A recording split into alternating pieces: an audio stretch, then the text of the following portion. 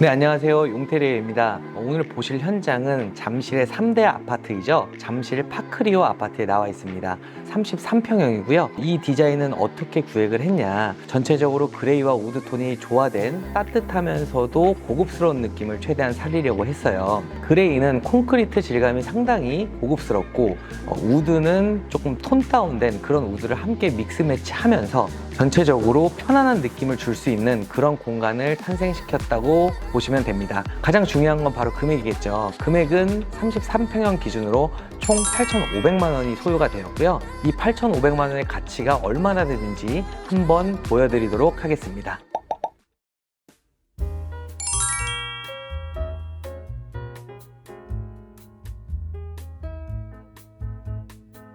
네, 이곳은 현관입니다. 현관 같은 경우에도 딱 들어오면 정말 시크하면서도 모던한 느낌이 많이 느껴지는데요. 전체적으로 콘크리트 계열을 많이 사용을 했습니다. 전면의 현관문은 포인트로 콘크리트 그레이, 그리고 나머지 부분은 콘크리트 라이트 그레이로 시공을 해서 좀 시크한 느낌을 최대한 살리려고 했고요. 그에 맞게 신발장도 콘크리트 화이트, 그리고 하부에 이 타일도 그레이, 그리고 좌측에도 콘크리트 그레이, 이런 식으로 같이 시공을 했어요. 그리고 현관에 거울이 없다 보니 그냥 원형 거울을 놓는 것보다는 전체적인 세로면을 이용을 해서 통 거울을 시공을 했습니다. 근데 이 세로면이라는 말씀을 제가 계속 앞으로 많이 드릴 텐데 그 부분은 꼭 참고해서 앞으로 쭉 머릿속에 기억해 두시길 바라겠습니다. 그러면 현관에서 집으로 한번 들어가 보겠습니다. 네, 이렇게 현관에 들어오면 좌우에는 바로 문이 있어요. 네, 도어 같은 경우에는 스텝도어로 시공을 했습니다. 위에 기둥이 있는 부분에서도 벽을 새로 치게 된다면 깔끔한 스텝도어 시공이 가능해요. 그리고 아까 맨 처음에 말씀드렸다시피 이런 콘크리트 재질의 톤이 좀 다운된 채도가 없어진 우드문을 포인트로 주었습니다. 자, 요 스텝도어에 대해서도 또 꼭 설명을 드리고 싶은데요. 우리가 이 벽에서 네모나게만 돼 있는 일반 도어면은 천정이 되게 낮아 보일 수 있어요. 근데 이 세로면 자체를 우드로 포인트를 줌으로 해서 조금 더 넓어 보이고 높아 보일 수 있는 효과를 주게 되겠죠. 자, 여기 현장 같은 경우에는 이렇게 들어가면 바로 이곳에 욕실이 있습니다. 조금 아쉬운 부분이긴 한데요. 그 거실 욕실 한번 들어가 보도록 하겠습니다.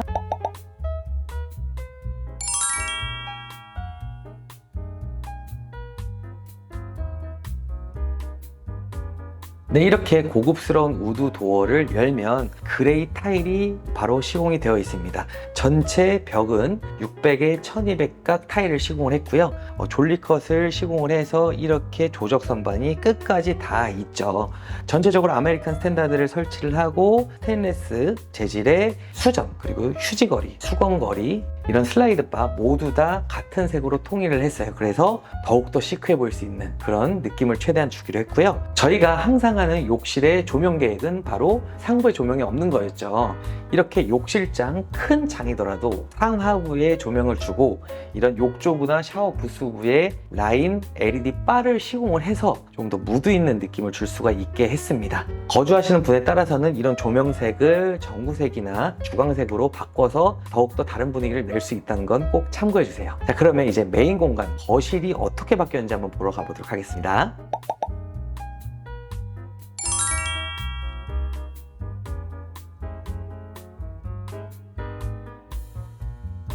거실 공간입니다.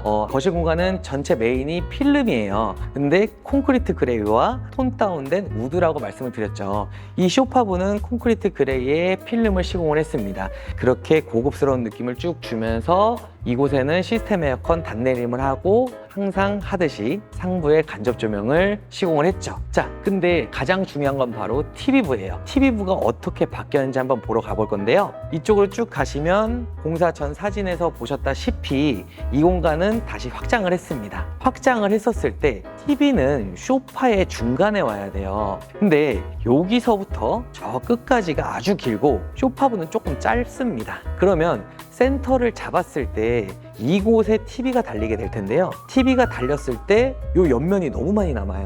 문 때문에. 네. 근데 그걸 어떻게 좀 타게 할까라는 것을 많이 생각을 하고 저희 디자이너와 많은 토론을 걸쳤습니다. 저희가 예전에 용인의 고급 빌라를 시공한 적이 있었는데 그것과 같은 방법을 채용을 했어요. 자, 이곳에 센터를 잡고 그리고 양쪽에 이런 몰딩류로 포인트를 주거나 반대쪽처럼 거울로 포인트를 주는 겁니다.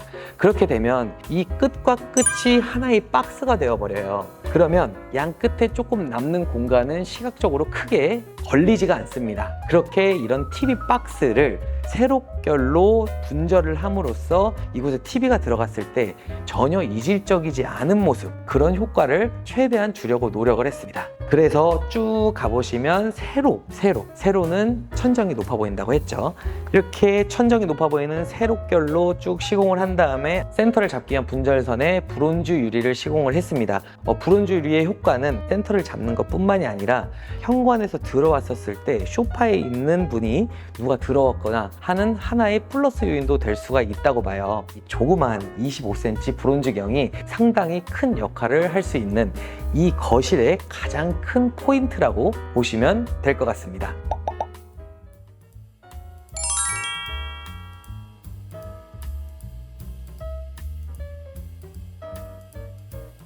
이곳은 주방입니다. 주방 정말 많은 구조 변경이 있었죠. 돈을 크게 들이지 않고 주방 구조 변경을 했습니다. 주방 구조 변경을 할 때 가장 큰 금액은 바로 설비 금액인데요. 수도 배관, 하수 배관, 그리고 분배기 이설 이런 데에 가장 큰 금액이 들어요.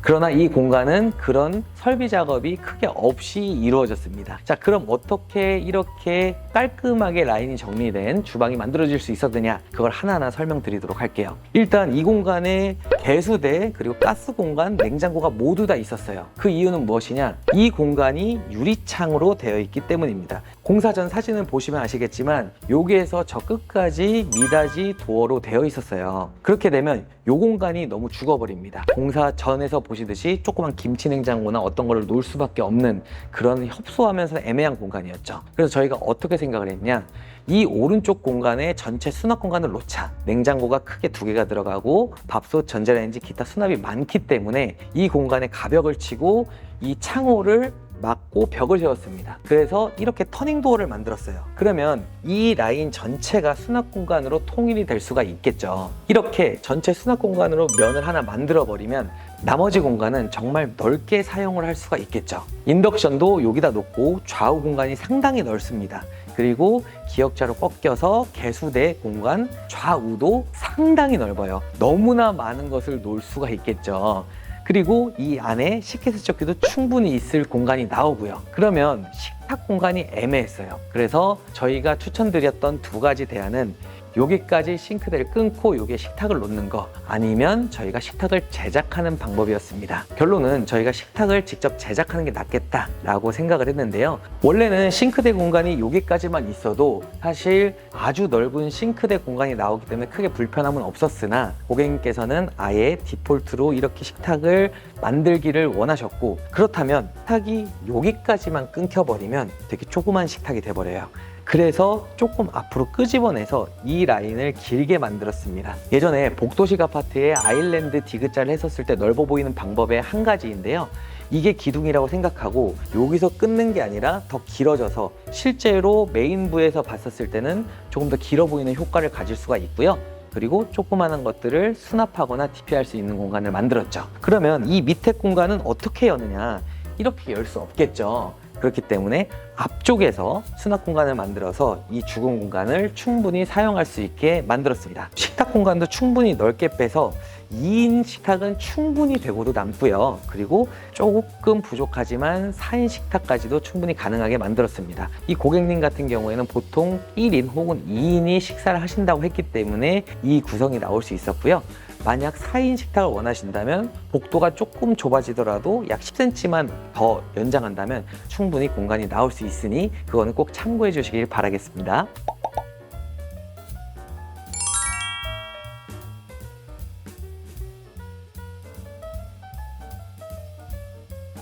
네, 안방에 들어왔습니다. 안방에는 슬라이딩 붙박이장을 시공을 했는데요. 저희가 슬라이딩이나 혹은 여닫이 붙박이장을 시공을 했을 때 항상 하는 게 있죠. 바로 상부에 간접 조명입니다. 그리고 이 앞면에도 에어컷 간접 박스가 있어요. 그리고 중간에 디밍을 할 수 있는 그런 엣지 조명을 같이 시공을 해놨습니다. 자, 그렇게 되면 효과가 무엇이냐? 디밍 조명도 디밍 조명이지만 이 조명을 모두 오프했을 때 간접 조명만으로 충분히 아주 분위기가 좋은 효과를 낼 수 있다는 거예요. 우리가 보통 안방을 부부 두 분이 주무시는 경우가 많죠. 그랬을 때 눈이 부시면 좀 아쉽죠. 그렇기 때문에 이 정도만 켜놓고 한 분은 주무실 수도 있고, 그리고 조용히 책을 보거나 눈이 부시지 않는 충분히 조도가 확보되고 편안한 느낌을 줄 수 있게 됩니다. 그래서 이 붙박이장 그리고 시스템 에어컨 박스에 간접 조명을 꼭 시공하셔서 방을 여러 가지의 용도로 활용할 수 있는 그런 조명 계획을 꼭 세우셨으면 좋겠습니다. 그러면 안방 욕실을 한번 가보도록 하겠습니다. 안방 욕실 앞에는 이렇게 조그마한 드레스룸이 있었는데요. 되게 좀 협소했어요. 그래서 이쪽에는 스타일러를 놓고 화장대 공간이 조금 애매해서 좀 넓은 화장대 공간을 만들어서 이 조그마한 공간을 최대한 활용할 수 있게 그렇게 만들었습니다.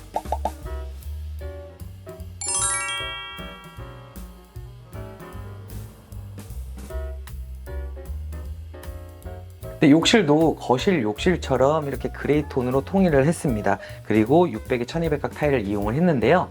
원래 이 공간이 되게 뻥 뚫려 있었어요. 그래서 장이 설치가 되어 있었는데 전면에 장이 있고 이쪽에 장이 있으면 조금 어색한 부분이 있어서 이것을 조적으로 막고 간접 조명을 활용을 해서 이렇게 조적 선반을 만들었습니다. 그리고 안방 욕실 같은 경우도 저희가 항상 했던 용테리어 스타일로 조명을 상하부 간접 조명만을 이용을 하고, 그리고 샤워 공간 같은 경우에도 이렇게 라인 조명 바를 이용해서 무드 있고 고급스러운 느낌을 최대한 가져가려고 했고요. 샤워 부스 같은 경우에도 원래는 좌측편에 샤워기가 있었는데 우측으로 옮겨서 샤워를 했을 때 이 샤워 부스 도어에 물이 최대한 튀지 않도록 그렇게 시공을 했습니다. 당연히 이곳에도 조적 선반을 이용해서 수납 공간 그리고 DP할 수 있는 공간을 마련을 했고요. 네, 잘 보셨나요? 그레이와 우드의 조화, 그리고 라인 정리를 통해서 조금 더 넓고 높아 보이는 효과, 전체적으로 시크하면서도 고급스럽고 따뜻할 수도 있는 그런 느낌을 준 공간이었습니다. 이 공간의 예산은 8,500만 원이라고 말씀을 드렸는데 이 이상의 가치를 한다고 느끼시나요? 다음에는 더 좋은 영상으로 찾아뵙겠습니다. 감사합니다.